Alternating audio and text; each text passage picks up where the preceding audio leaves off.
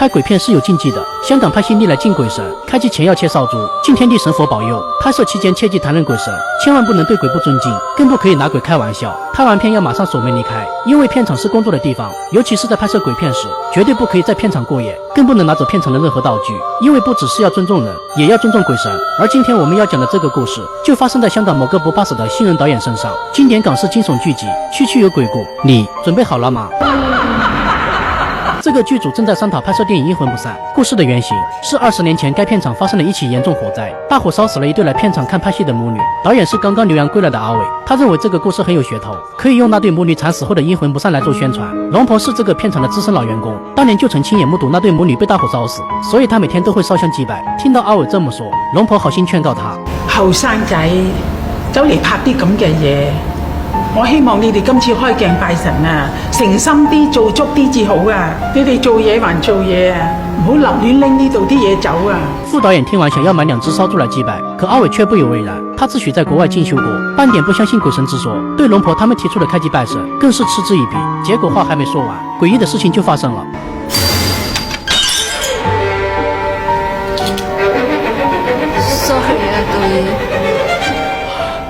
鏡子破超橫喎，導演啊，你唔信啫，俾其他人都求個安心啦。龍婆好心提醒，可阿偉依舊充耳不聞，還魯莽地決定先拍那對母女被大火燒死的戲份。他不知道的是，那對母女的冤魂已經開始生氣了。到了晚上，阿偉獨自在片場想拍攝方案，副導演害怕劇組出事，便再次找到阿偉商量開機前祭拜的事。可阿偉仍舊我行我素，再次拒絕了副導演的訴求，還警告他不准再提這件事，否則就不用來開工了。副導演被罵得狗血淋頭，只能灰溜溜的離開。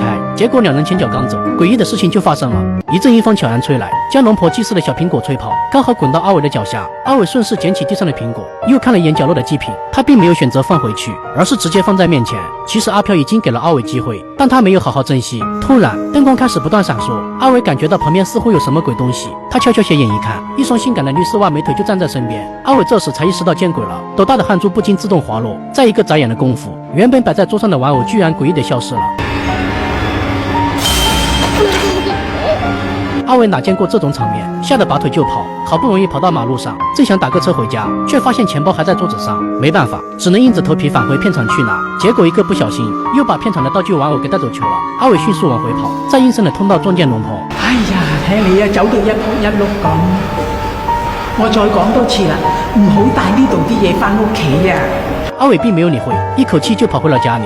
然而他把玩偶帶回家已經觸犯了大忌，片場的阿飄也跟到了家裡。果不其然，他和姐姐發現外甥在自言自語。阿偉想要回玩偶，可外甥卻說這是妹妹的。姐弟倆瞬間慌了神，急忙問他哪裡來的妹妹。跟你返嚟嗰個妹妹咯，佢仲話嗰個公仔係佢㗎。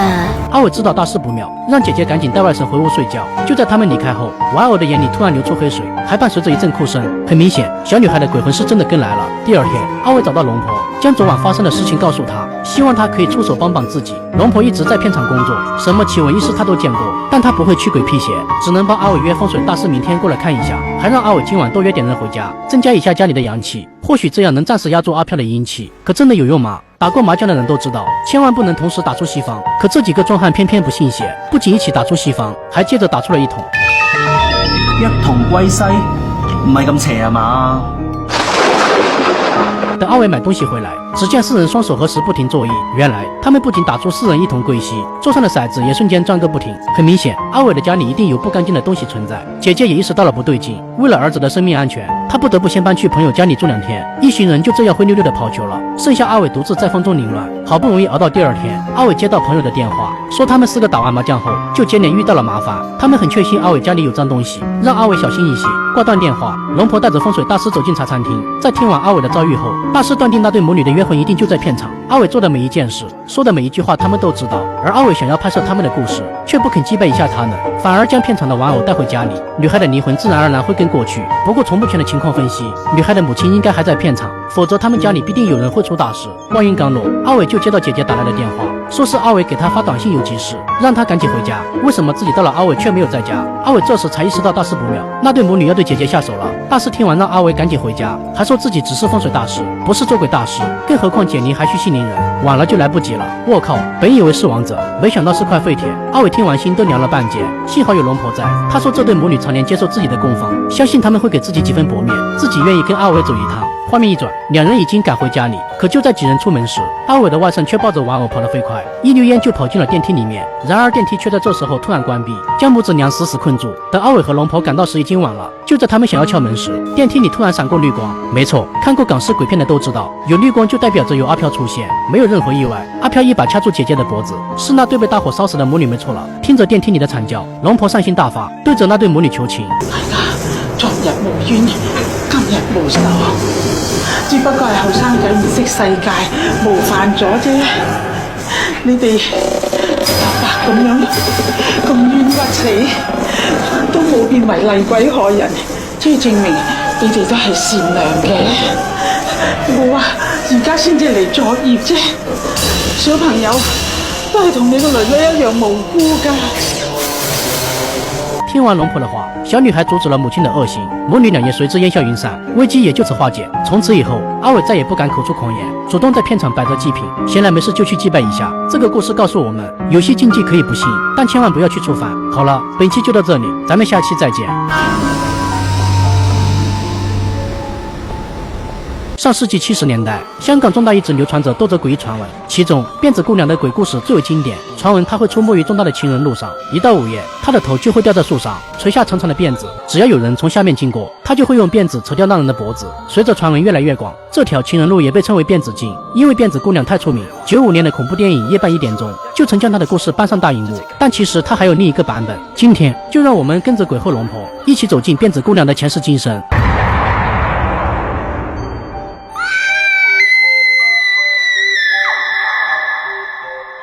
故事还要从沙田殡仪馆开始说起。小帅是殡仪馆里的一体化妆师。这天晚上，师傅将一具尸体交给他，让他尝试独自一人帮逝者化妆。小帅信心满满的掀开白布，却被眼前的一幕惊掉了下巴。逝者已经面目全非，头皮还少了一大块。小帅见状，连忙向师傅求助，说自己学艺不精，还不能单独完成这项重任。但师傅却说这具尸体并没有什么不同，只要小帅用心打扮得体整齐就行，否则逝者做鬼都不会开心的。说完就转身出去喝酒了。没办法，小帅只能独自帮逝者整理妆容。为了给自己壮胆，他一边整理还一边跟逝者说话，说他年纪轻轻就死了，真是令人惋惜。经过一番不懈努力，小帅终于完成了自己的第一件作品。然而就在他满意的给逝者盖上白布后，诡异的事情发生了。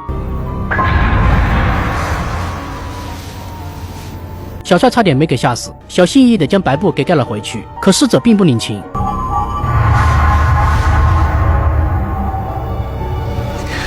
唔係咁邪啊！係咪啲唇膏唔啱色啊？唔好意思，我幫你補過另外一隻色啊。在给逝者換了唇色之後，還是怕他不滿意，於是又幫他換了一雙新鞋子。可即便如此，恐怖的事情還是發生了。這個男人正在給死人穿鞋，突然恐怖的事情發生了。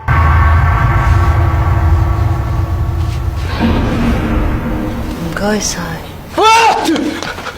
小帥做夢都沒有想到，自己的第一次居然就遇到這種事。奇怪的是，女鬼並沒有傷害他，反而一聲不吭地離開了這裡。心有餘悸的小帥哪裡還待得下去，立即馬不停蹄地逃了出去。可他忘了今天是盂蘭節，正是孤魂野鬼上來找交替的好日子。結果他跑着跑着，就在樓梯間遇到了一隻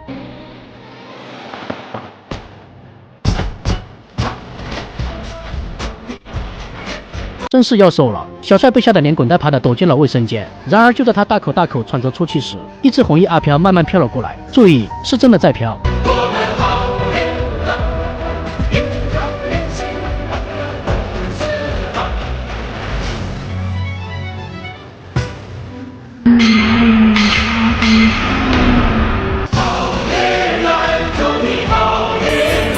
連續遇到3隻阿飄，膽子再大的人也點掉褲子。不過小帥足夠幸運，跑着跑着就遇到了經驗豐富的師傅。驚魂未定的小帥將剛才遇到鬼的事情告訴師傅，可師傅卻認為他在胡說八道，哪有人一夜遇到3隻鬼的？更何況自己讓小帥化妝的是個80幾歲的老伯，根本就不是什麼年輕女人。可小帥一口咬定那就是個女人，而且化好妝後還跑球了。師傅這才意識到事情有些不對勁，小帥帶着他回到停屍間，屍體果然不見球了。師傅在殯儀館做了這麼久，也是第一次遇到這種事。看來那個女人之所以陰魂不散，一定是有某些未了的心願。他讓小帥趕緊用月月沾水從頭到腳洗一次，否則女鬼很有可能會糾纏他。小帥急忙來到廁所用月月清洗，本以為一切萬無一失，可洗着洗着，手上卻突然冒出很多頭髮。沒錯，是女鬼來找小帥了。唔該晒你啊！小帅还以为他不满意自己帮他化的妆，连声说着对不起的话，可女鬼却说他画得很好，是自己有事想要找小帅帮忙。小帅当然不肯答应，毕竟人鬼殊途，鬼才知道他要自己做什么。他奋力拉开门，头也不回的跑球了。然而不管他跑到哪里，女鬼都会出现阻挡他的去路。无路可逃的小帅只能问他究竟要做什么。女鬼告诉小帅，他生前死得面目全非，是一个老伯可怜他，才把位置让了出来。他很是感激小帅帮忙化妆，可以看得出小帅是个好人，他也不想过多纠缠，只是他必须要找回他的辫子，因为那是母亲最爱的东西。原来女孩名叫思思，因为远在香港的母亲重病缠身，她不得不前往香港探望。可那个年代的情况十分特殊，办不了证件的思思只能偷偷坐火车前往，结果遇到临检，思思怕被遣返，只能冒险跳车，没想到发生了意外。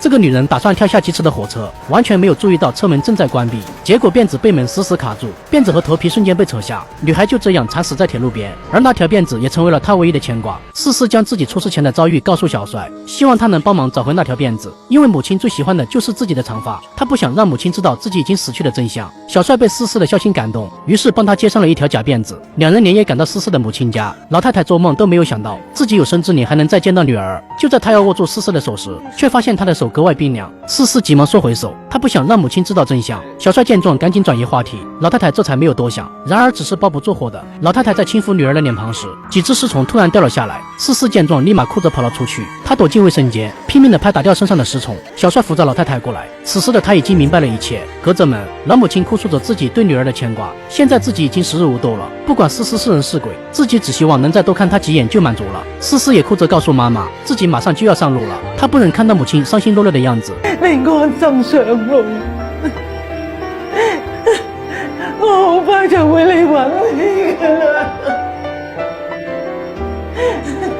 你唔使掛住我噶。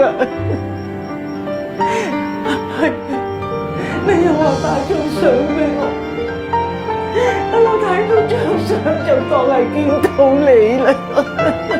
听到这里，小帅也劝思思赶紧出来，自己带了相机可以帮他们拍照。故事的最后，小帅帮思思把脸上的尸斑遮盖掉，帮这对可怜的母女拍下了唯一一张合照。随后，小帅给思思捎去一些纸钱，让她安心上路。而就在思思即将离开的时候，母亲突然叫停了她的脚步。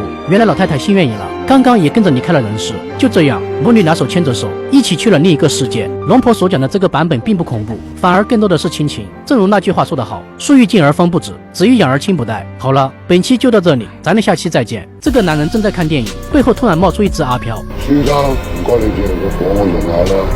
男人虽然有些不情願，但還是將打火機掏了出來。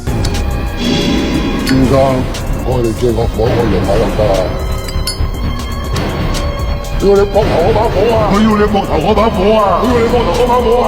男人终于意识到了不对劲，等他慢慢转过头来，刚刚还空空如也的电影院已经坐满了阿飘。今天给大家带来港式惊悚剧集《区区有鬼故》，该剧由7个不同的香港闹鬼事件改编而成，更有鬼后龙婆亲力加码。喜欢港式惊悚的小伙伴千万不要错过。我们先来讲第一个故事，东城戏院。老一辈的香港人都知道，东城戏院是建立在原湾仔殡仪馆之上的，因为频频发生闹鬼事件，所以戏院最终只营业了10年就倒闭了。龙婆是东城戏院的资深老员工，每次电影开场前，她都会先开门帘，让阿飘们跟着进去看戏。但有些阿飘喜欢闹事，这才有了开头的那一幕。频频发生的闹鬼事件，让一家濒临倒闭的报社看中了商机，于是老板让记者小雪和阿成前去调查。一旁的同事得知两人答应了老板，顿时惊慌起来，因为就在1个月前，他的妻子就在戏院被吓得3魂丢了7魄。当时妻子看完电影去洗手间，身后突然飘了一只阿飘，等妻子抬起头来时，才惊恐地看到那只阿飘竟然没有脸。妻子被吓得夺路而逃，却被阿飘闪现堵住去路。係咪好似係咁嘅樣？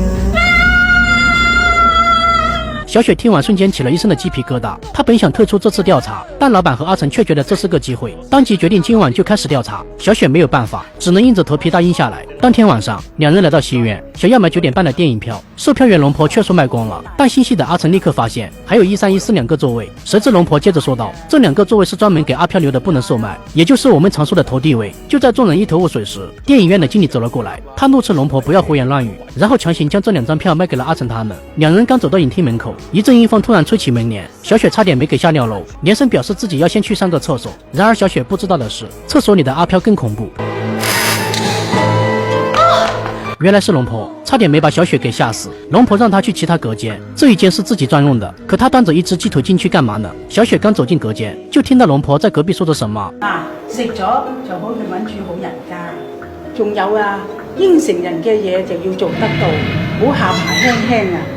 小雪不知道，其实龙婆是在救她。那间厕所里居住着一只面容腐烂的阿飘，而那只鸡腿就是龙婆带给她的。走出厕所，龙婆将一个西瓜放在门边，紧接着阿飘伸出手将西瓜拿了进去。等小雪上完厕所回来，电影院里已经坐满了人。两人看着看着，小雪的脸色突然就变了，仿佛被鬼附身了一般。她慢慢转头询问阿成：“你做乜坐咗呢個位啊？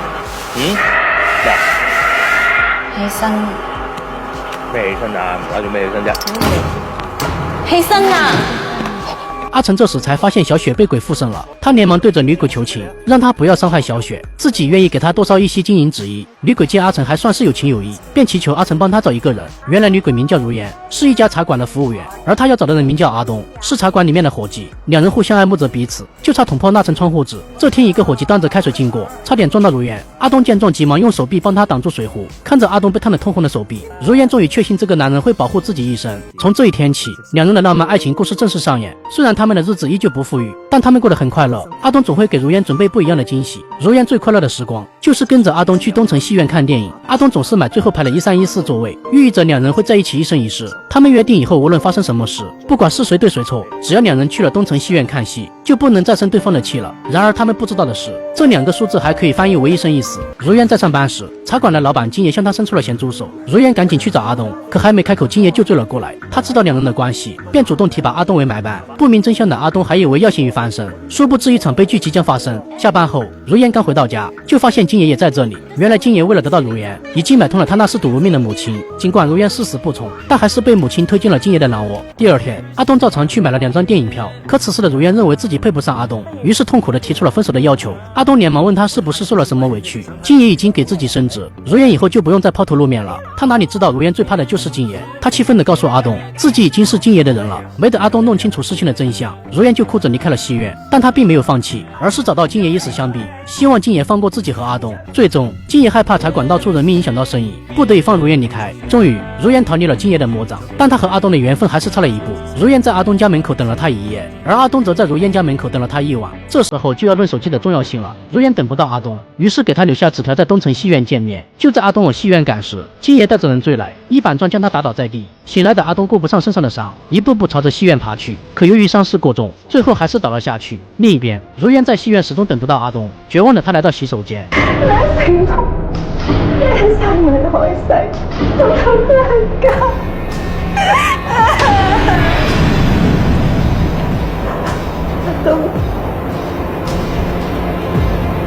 我唔會怪你，好像好掛住你。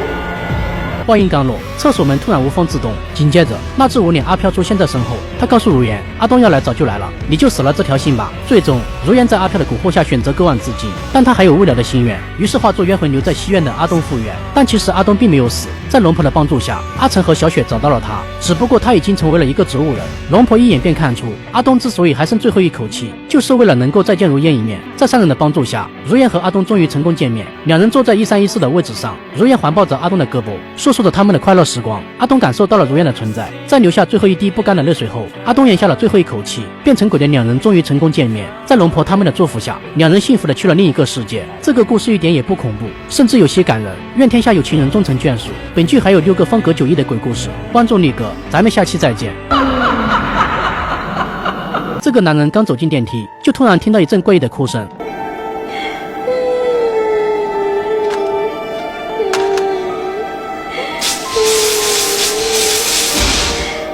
男人被吓得快速走出電梯，然而走廊裡更加的陰森恐怖，仿佛置身於陰曹地府。他看到一個小女孩正蹲在角落哭泣，便好心上前詢問她怎麼了。你住邊度啊？我帶你去媽咪。在女孩的指引下，男人牽着她按響了門鈴，可接下來發生的事情卻出乎了男人的意料。太太啊，個妹妹外邊好危險㗎。你講咩啊？媽咪望住我啊！太太啊，你個女知錯㗎啦，俾佢返屋企啦。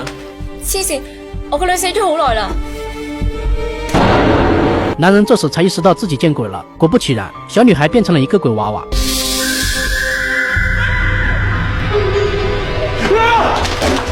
本期繼續為大家帶來驚悚港劇《区区有鬼过的第5集，阿明和妻子小美已经结婚10年，但却一直没有怀上孩子。今天两人又来到医院检查，医生告诉他们一个好消息，小美的肚子里终于有了动静。阿明听后很是高兴，自己终于要当父亲了。可小美却显得心事重重，似乎在害怕着什么。回去的路上，阿明发现小美有些不对劲，但他还以为小美怀孕了有些累，于是跑去给她买水喝。结果阿明前脚刚走，一个红衣小女孩便诡异的出现，还热情的和小美打着招呼。小美以为她是和妈妈走散了，所以向自己求助。红衣小女孩却一声不吭的盯着她看。你阿媽咪喺邊度啊？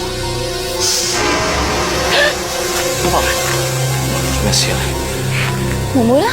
小美还没有意识到，那个红衣小女孩根本就不是人。等两人回到家，红衣小女孩也偷偷跟了进去。她出现在婴儿床上，抓起婴儿的玩具就乱砸一通，看上去十分生气。那么她到底為什麼要纏着小美呢？你講大話，你講大話。BB 咁得意，咁可愛，點解你唔要我啊？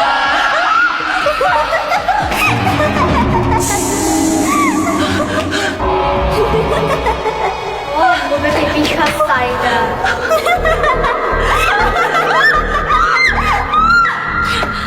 幸好只是个噩梦，可这也太诡异了吧！小美赶紧给阿明打去电话，将刚才梦里的事情告诉他。可阿明认为这是她怀孕后的正常反应，让小美不要担心。接着他让小美找一下 U 盘，里面有重要的资料，可 U 盘却诡异的从小美身后飘过。等小美发现时，已经置于高位。小美虽然感到奇怪，但她以为是阿明随手放置的，于是踮起脚尖伸手去拿。就在这时，一辆玩具车突然撞到小美的脚下。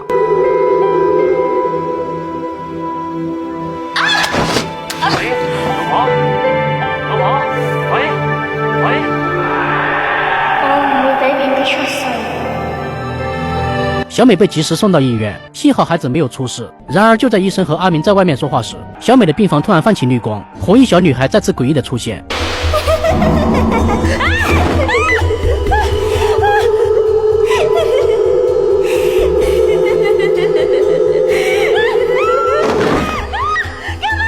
阿明和医生听到声音冲进来，小女孩已经消失不见了，只剩下惊魂未定的小美在大喊大叫。她为什么要3番2次来吓唬小美呢？我们接着往下看。等小美冷静下来后，她终于将埋藏在心里10年的秘密说了出来。原来学生时代的小美懵懂无知，跟男友意外怀上了孩子，但男友却不想这么年轻就当爸爸，于是这个渣男便强迫小美拿掉了孩子。而自己看到的那个红衣小女孩，很有可能就是当初拿掉的那个孩子，她是来找自己报仇的。小美本以为阿明听后会大发雷霆，可阿明的表现却恰恰相反，他安慰小美不要担心，过去的事情就让它过去，现在最重要的是保重身体，自己不会让小美和孩子受到任何伤害。小美听后很是感动，可红衣小女孩真的会放过小美吗？到了晚上，阿明去厨房倒水喝，结果刚打开门就发现冰箱门开着，阿明还以为是自己忘记关了，于是顺手给带上，没想到就在他倒水时，冰箱门再次自动打开。阿明检查了一番，却什么都没有发现。他不知道的是，这一切都是小美口中的小女孩在搞鬼。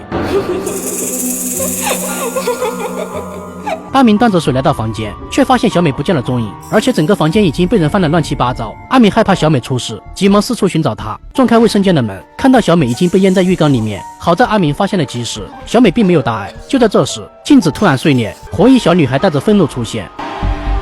今次算你好彩，下次唔會放過你。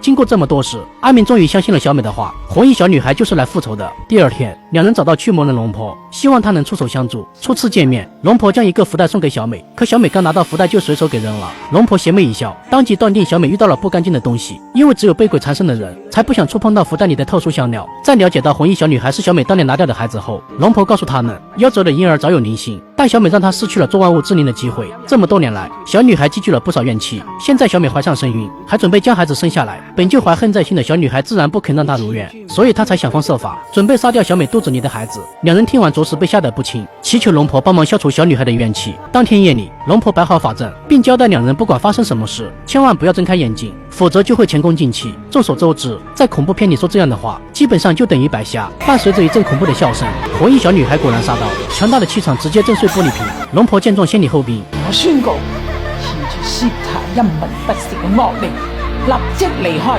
翻去屬於你嘅陰間。媽咪啊！媽咪，救我啊！救我啊！無論發生咩事都好，千祈唔好埋我。此话一出，我就知道大事不妙。小美还是没有听从劝告，果断睁开了双眼。小女孩当即上了她的身，一把将阿明推出100米开外，然后举起40米长的大砍刀就要往肚脐眼里捅。阿明上前阻止，再次被推开。危急时刻，龙婆终于忍不住出手，但好像没什么作用。小女孩依然举着尖刀。我都係無辜㗎，點解唔俾我出世？媽媽點解唔俾我出世啊？舅哥，媽媽係被逼㗎，對唔住。我唔想，我要殺 BB， 我要報仇，我要殺 BB。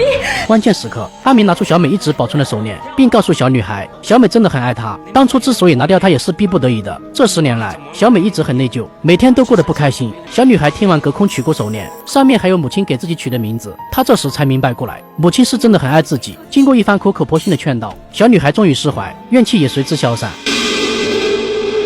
你係時候要走啦。媽咪，對唔住啊，我愛你，拜拜。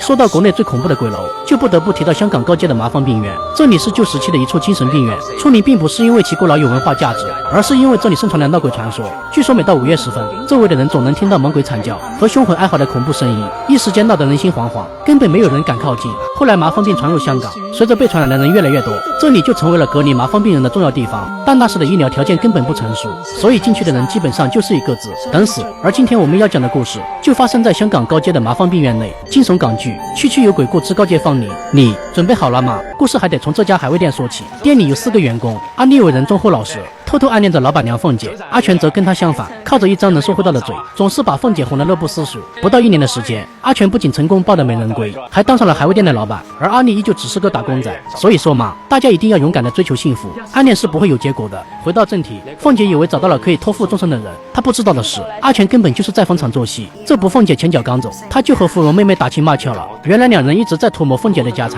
現在正是麻風病傳染的高發期，所有的病人都已經被關進高街的精神病院。兩人商量了一番，決定今晚就讓鳳姐被抓進去。當天晚上，阿全串通醫生，欺騙鳳姐給她打安胎針，實際上打的是麻風病毒。等到夜半時分，警察收到舉報找上門來，掀開鳳姐的衣袖，上面果然出現了麻風紅疹。警察當即就要將鳳姐抓走，阿全這個人渣還假意撕心裂肺的阻止，其實內心已經笑開了花。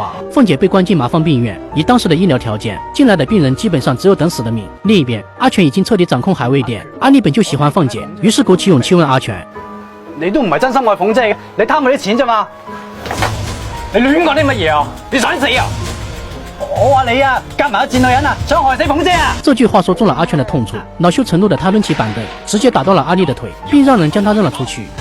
你會有報應，你會有報應㗎！報應？我就唔信咩叫報應。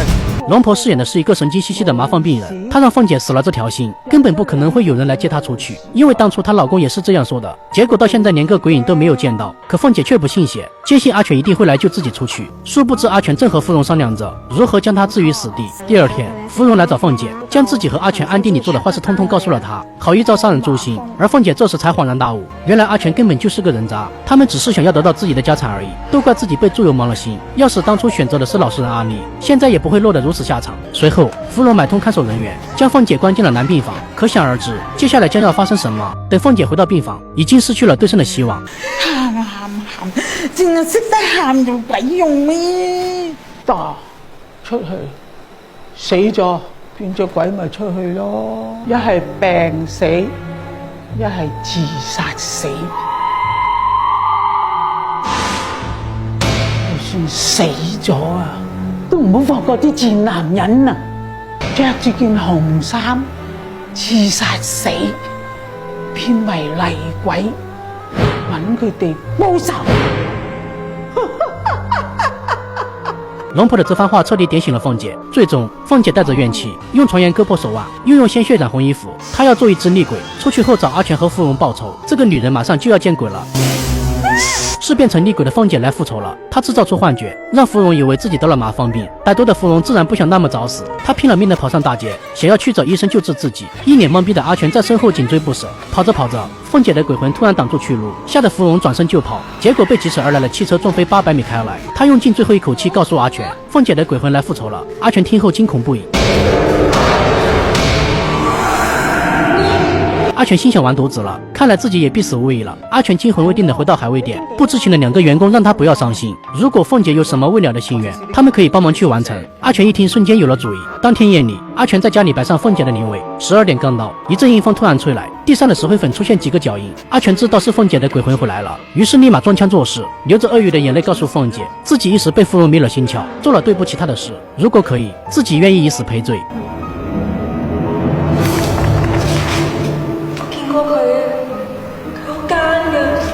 阿全一听这话就知道有戏，于是立马添油加醋，利用3吹不烂之舌，将一切罪责推到芙蓉身上，还说自己最爱的永远是凤姐，这一辈子都不可能再娶。凤姐虽然是鬼，但她哪里知道这是骗鬼的话，最終還是選擇了相信阿全。鳳姐離開後，阿全如釋重負，看來騙鬼和騙人一樣簡單。係咁就點啊？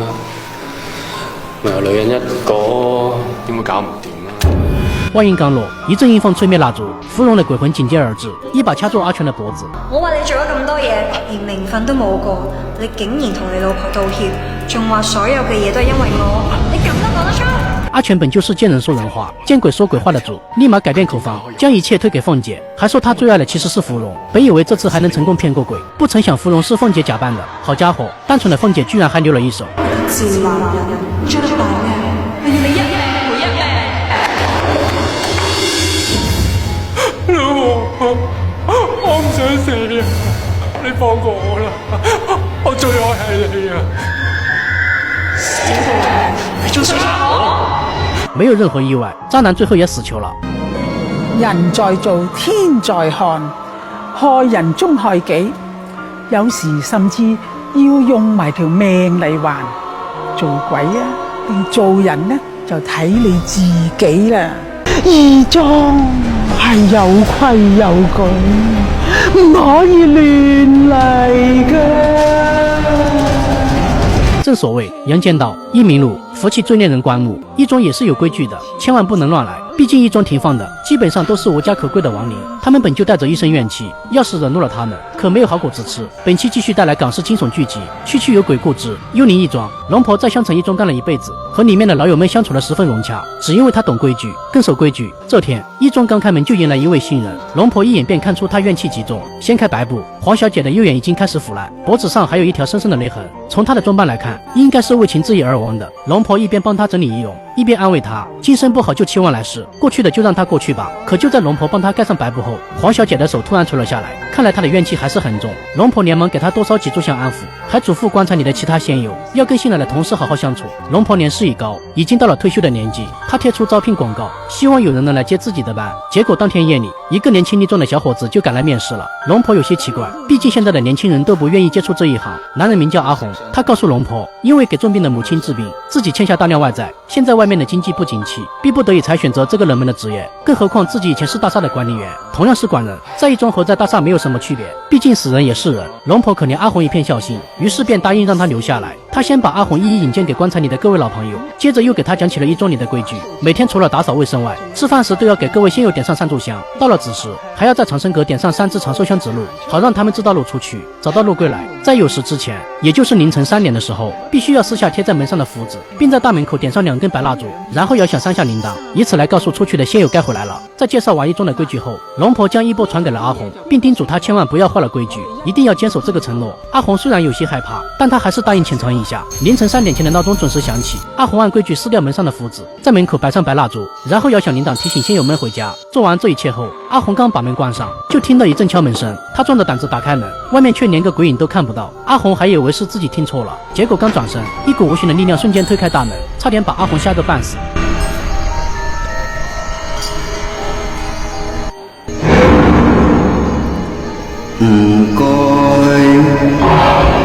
阿紅做夢都沒有想到，自己第一天上班就遇到一隻死鬼，還讓自己幫忙扶他一把。阿紅顫顫巍巍地伸出手，大爺一把握了上去。帶我返埋個位。此时的阿红被吓得直哆嗦，只能强忍着恐惧，慢慢将大爷扶到他的棺材前面。唔該晒你啊，後生仔。惊魂未定的阿红哪里还敢停留，撒丫子就跑球了。第二天，阿红找到龙婆，将昨晚遇到鬼的事情告诉了她。龙婆听后却哈哈大笑起来。原来昨晚的大爷是一宗里脾气最臭的仙友，他之所以选择让阿红帮忙，就证明他接受了阿红的身份。更何况他们并没有做出什么出格的事情，那就证明其他仙友也接受了阿红。在龙婆的劝说下，阿红决定再回一中试试看，毕竟以目前的形势来看，一中的这份工作是最适合他的。随后龙婆带着阿红回到一中，把所有仙友的喜好全部罗列出来，让阿红谨记于心。尤其是昨晚的那个大爷喜欢喝咖啡，他就让阿红每逢初一15给大爷续上一杯。至于新来的黄小姐喜欢什么，那就要阿红自行去摸索了。逢年过节的时候，还可以多烧点纸钱给他们，毕竟活着的人要生活，死去的人也需要有供奉。龙婆离开后不久，朋友们来到一中找阿红喝酒打牌，众人在停尸房吵吵闹闹，阿红担心仙友们会因此生气，急忙将他们带去休息室。阿红没有注意到去上厕所的长毛静悄悄溜进了停尸房，还对黄小姐的玉镯子动起了歪心思。这个男人实在是太坏了，连死人手上的玉镯都不肯放过。他刚要动手，一个红衣女人缓缓走了过来，长毛瞬间被她的美貌吸引。就在这时，一阵阴风吹灭蜡烛，很明显，那个女人正是自缢而亡的黄小姐。就在长毛一脸懵逼时，女鬼突然出现在他身后。你找我吗？当其他人在见到长毛时，他的行为举止变得十分怪异。其他人只是碰了他一下，他就变得十分抗拒。看着长毛娘里娘气的样子，众人这时才发现不对劲。阿红知道他一定是被女鬼附身了，连忙上前将他困住。没想到此时的长毛力大无穷，一把就将他们甩飞800米开外。臭男人，你们敢欺负我？好在龙婆有事折返回来，她让阿红等人抓住长毛，然后用筷子夹住他的中指。只一会儿的功夫，受不了疼痛的黄小姐就离开了长毛的身体。事后，龙婆带着阿红来给黄小姐道歉，可无论他们怎么做，黄小姐的双眼就是闭不了。看来她对于长毛的行为十分生气，龙婆没有办法，只好拿出符纸镇压她的怨气，并让阿红明天请人来超度。第二天，阿红去找法师的路上，正好被债主撞见，在被打了一顿后，债主让他3天后还钱，否则就在一中帮他留下一张床位。没办法，阿红只能找到长毛帮忙，希望他能出面帮忙说情，让债主多宽限一些时间。长毛假意答应他，背地里却盘算着一桩死人身上的金银细软。他把阿红灌得不省人事后，悄悄溜进一中，偷走了众位仙友身上的财物。等阿红醒来时，已经快要3点了，他急忙朝着一中赶去，可还是晚了一步，仙友们进不了家门，门上已经被刻出长长的指甲印。阿红知道自己破坏了规矩，仙友们肯定不会放过自己，但他还是壮着胆子推门进去。结果仙友们怨气难平，一个个跟着冒出来找他算账。阿红被吓得连滚带爬的跑了出去，但仙友们根本不想放过他。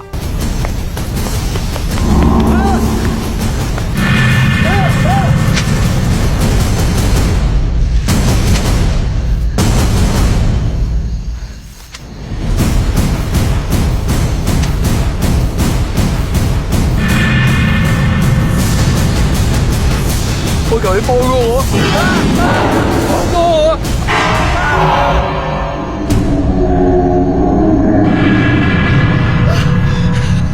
我！奇怪的是，这帮仙友并没有伤害阿红。正当他郁闷地往回走时，发现地上躺着一个人，走近一看，竟是昨晚和自己喝酒的长毛，而且他已经没有了生命特征，脸上还有一道血红的抓痕，身边满是仙友们的金银珠宝。阿红这时才恍然大悟，原来长毛是故意灌醉自己的，目的就是为了偷仙友们的东西，而仙友们也只是想要吓唬自己一下。知道真相的阿红回到一中，仙友们也原谅了他的过错。自此，阿红正式接办龙婆，成为了真正的守尸人。这个故事告诉我们，有的人表面上是人，但实际上却比鬼还要可怕。因果有循环，不是不报，是时候未到。早去早回啊！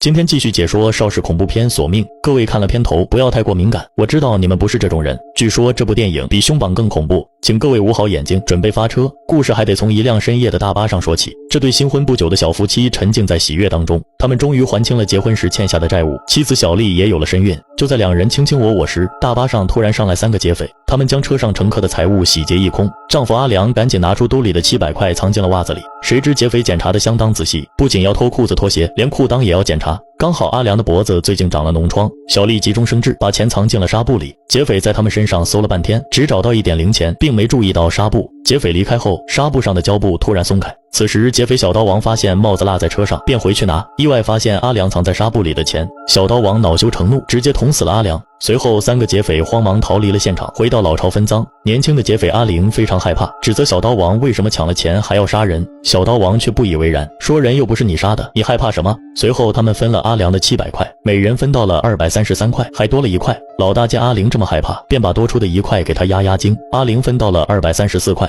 这边小丽可就惨了，刚新婚没多久就成了寡妇，肚子里还有个孩子，自己又没个工作。邻居们见她可怜，纷纷伸出援助之手。这个叫老范的男人从报纸上看到小丽的新闻，他根据地址找到小丽家，说自己很同情她的遭遇，代表公司特地过来给她捐款，给完钱就匆匆离开。这天，小丽在大街上偶遇正在施舍乞丐的老范，老范见她拿这么多东西，坚持要开车送她回家。聊天中得知，小丽在好心人的救济下得到了几万块的捐款。老范好心提醒她，千万别把钱藏在家里，万一再遇到抢劫就一场空了，不如存到银行，不仅安全还有利息。小丽听了老范的话，第2天就数好钱，用报纸包着拿到银行。可刚到银行门口，就和老范撞个满怀，钱掉在了地上。老范捡起钱还给小丽，当小丽把钱拿到柜台打开一看，傻眼了，那些钱全变成了白纸。小丽这才反应过来，原来老范是个骗子，就在刚才帮他捡钱的时候掉了包。这对于小丽无疑是雪上加霜，她彻底崩溃了。好在天无绝人之路，福利署得知了情况，给她发了笔救济金。可好运来得快，厄运来得更快。小丽拿着救济金在回家的路上被人抢了。一个女人听到小丽的叫声，急忙赶来，好心把她带回家休息。然而祸不单行，女人偷偷在饮料里下了药，小丽喝下后便不省人事。此时女人叫来一个男人，原来2人是一伙的。刚才就是这个男人抢走小丽的钱，他不仅要小丽的钱，还要她的身体，趁小丽昏迷之际侵犯了她，还强迫小丽卖身替他们挣钱。小丽宁死不从，他们把小丽折磨得不成人形。这晚小丽找到机会从窗户逃了出来，她如行尸走肉般来到一家寿材店，买了件红色寿衣，随后来到阿良的墓前。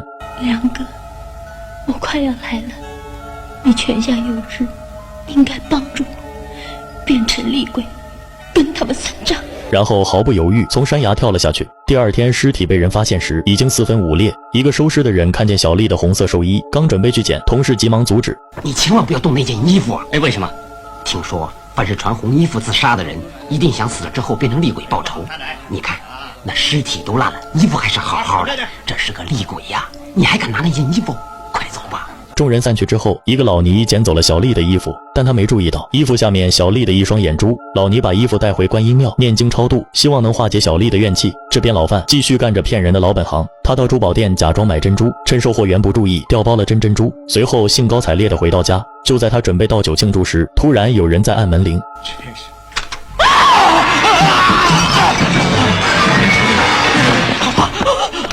叫你这么久才开门，看你吓成这个样子。老范回过神，竟然是他老婆。虚惊一场之后，老范打开盒子欣赏战利品，珍珠竟然变成了一双眼珠子，吓得他赶紧把珍珠扔了。可他一转头，眼珠子又出现在厨房的砧板上。老范赶紧冲进厨房，眼珠子只是2颗鸡蛋，看来是小丽的鬼魂让他出现了幻觉。深夜，老范的眼睛突然疼痛难忍，他爬起来照镜子，突然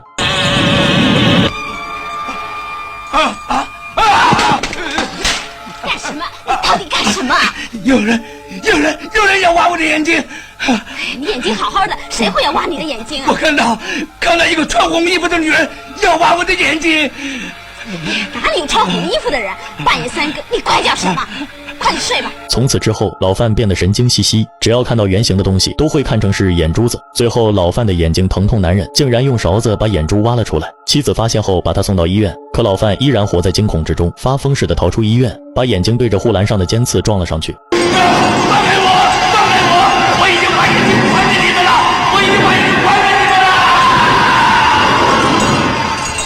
老范受到了应有的惩罚，接下来该轮到抢劫强奸逼小丽卖身的那对夫妻。小丽先是把女人折磨得不成人形，又弄大了她的肚子，随后控制女人追杀男人。男人拿起一根木棍插破女人的肚子，肚子里顿时喷出绿色液体。女人死后恢复了原来的样子。男人死了老婆，叫了个外卖回来庆祝。小丽控制外卖给男人下了药，导致男人根本停不下来。他直接用锥子刺向小老弟，导致流血过多而死。最后该轮到杀死阿良的3个劫匪。首先是阿玲碰到诡异的事，不管他干什么，他都能碰到2343个数字，正是他当时抢劫分到的234块。遇到这么诡异的事，阿玲非常害怕，把事情告诉了小刀王。小刀王说他只是疑心生暗鬼，他突然觉得脖子一阵疼痛，阿玲帮他看了看，脖子上赫然长出一颗巨大脓疮。第二天，小刀王去看医生，可医生看了一眼脓疮，吓得浑身直哆嗦，赶紧给他涂了点药膏，打发他离开。徒弟十分好奇，到底长了什么？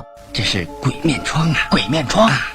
小刀王回去后，发现脖子上的脓疮越长越大，最后竟然长出一颗人头，人头张开巨口，死死咬住小刀王的脖子。小刀王想拿刀砍掉那颗头，结果把自己的头也砍掉了。接下来轮到劫匪中的老大，老大改行当起了出租车司机，他正送客人回家，却鬼使神差把客人送到坟场。老大赶紧道歉，继续送客人，可兜兜转转，每次都回到了坟场，客人都快吓破了胆。哎，你怎么又把我送到这儿来？哦，对不起啊，你上车，我再送你去。你还送我？再送到了阎王殿喽！神经病！老大一脸懵逼，可他不知道阿良就葬在这。第二天晚上，老大刚好碰到阿玲下班，便送她回家。小刀王离奇死亡，再加上自己最近遇到奇怪的事，阿玲总觉得是小丽在复仇。我才不相信鬼会报仇呢。有时候有些事情你也不能不相信啊。话音刚落，挡风玻璃上突然流下大量鲜血，吓得老大赶紧刹车。可在阿玲眼中却什么也没有。可就在此时，不过最近发生的事情也太奇怪了。鬼！原来是个阿婆想搭顺风车，这么晚突然出现这么诡异的阿婆，他们担心是鬼，拒绝了她。老大继续开车上路，阿玲却呆若木鸡，坐在那一动不动。老大跟他说话也没反应。这时车子突然熄火，老大赶紧下车检查。等他回到车上，阿玲却不见了。他四处寻找，找到观音庙这，看到阿玲像是被鬼附身，疯狂自残。老大赶紧死死咬住阿玲的中指，阿玲这才恢复神智。就在两人准备离开时，庙里传来敲木鱼的声音。他们推门进去，看到老尼正在超度小丽。男亡魂陈良，女亡魂刘妙丽。陈良生前在小坝被3名歹徒所害而死。他们从老尼的话中听出，老尼已经知道他们是害死小丽夫妻俩的凶手。阿玲听罢，赶紧向老尼询问有什么办法才能叫他们不报仇。老尼叫他去自首，阿玲想去自首，但被老大拦下。他担心老尼会去揭发他们，于是掏出刀打算杀他灭口。幸好阿玲还有良知，及时拦下老大，只是打晕了老尼。外面突然又传来木鱼声，两人闻声而去。只见一个披头散发的女人跪在神像前。你这个死老太婆，你就是在多变几个，你一个个把你碎尸万段。老大一刀砍下去，女人一点事也没有，受伤的却是他自己。老大不信邪，直接砍掉女人的脑袋，谁知自己的脑袋也跟着掉下来。老大就这样领了盒饭。阿玲则一路跑到警局自首，小丽放过了他。这边老尼从昏迷中醒来，跪在神像前继续超度。大仇已报，小丽的怨气散去，红色寿衣也化成了灰烬。故事便到此结束。